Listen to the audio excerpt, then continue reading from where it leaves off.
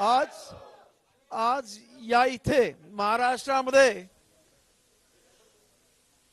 खरं म्हणजे ही जी युती आहे ती आजची नाही, ही बाबासाहेबांपासून प्रबोधनकार ठाकरेंपासून ही सुरुवात झालेली युती आहे।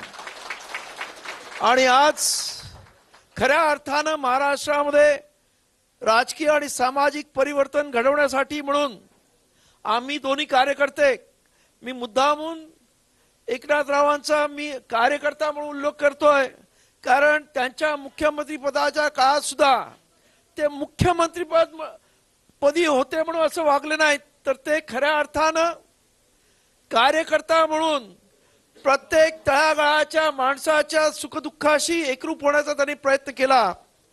आणि अशा या कार्यकर्त्याबरोबर या देशामधला आणि महाराष्ट्रातला असणारा प्रचंड मोठा आंबेडकरी समाज आहे, जो आजपर्यंत अनेक वर्ष रस्त्यावरची लढाई लढत आला, परंतु कार्यकर्त्याला आतापर्यंत काही मिळालं नाही।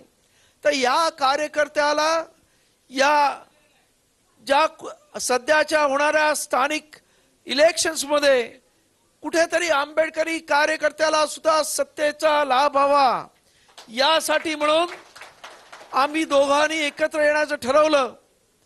आणि आज मला आनंद वाटतोय की एवढ्या मोठ्या संख्येने आज कार्यकर्ते आलेत, आणि मला पूर्ण खात्री आहे की याच्यामुळे या महाराष्ट्रामधलं हे संपूर्ण सामाजिक आणि राजकीय जीवन ढळून निघाल्याशिवाय राहणार नाही। आणि एक प्रकारे खरं म्हणजे काही जण मला असं म्हणतील की त्यांचे विचार आणि आमचे विचार, तर पहिल्यांदा मी सांगतो की या देशामधला प्रत्येक माणूस हा बाबासाहेबांच्या विचार चालतो, त्याच्या घटनेवरती चालतो, आणि त्यामुळं त्यांच्या आणि आमच्या विचारात काही वेगळेपण असण्याचा प्रश्नच नाही।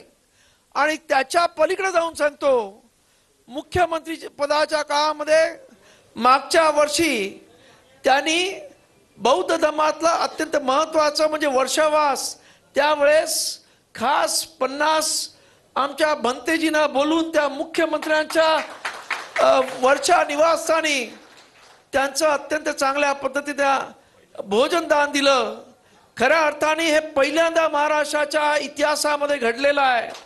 आणि तेव्हापासूनच हा एकनाथराव हे काहीतरी वेगळे आहेत, सर्वांना घेऊन चालणारे आहेत, आणि म्हणून आम्ही ठरवलं की आपण यांच्याबरोबर महाराष्ट्रात गेलं तर एक वेगळा चमत्कार आणि खऱ्या अर्थानं दीन दुबळ्या गरीब शेतकऱ्यांना न्याय, लाडकी बहीण योजनेसारखे अनेक चांगले उपक्रम त्यांनी आणलेले आहेत।